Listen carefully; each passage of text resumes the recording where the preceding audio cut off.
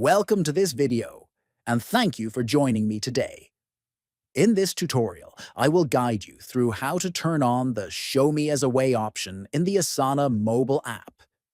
This setting can help your team members know when you are unavailable. First, open the Asana app on your phone. Next, tap on the profile icon located at the bottom right.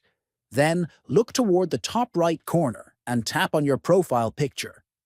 From here, select View Profile to access your personal profile settings. Finally, you will see the option labeled Show Me as Away. Toggle this option on to activate it, and your status will now be visible to your team as away.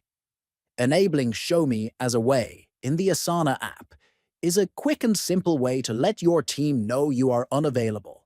It improves communication and helps manage expectations while you are away. If you found this tutorial helpful, please subscribe to the channel, like the video, and share it with others. Thanks for watching, and I'll see you in the next one.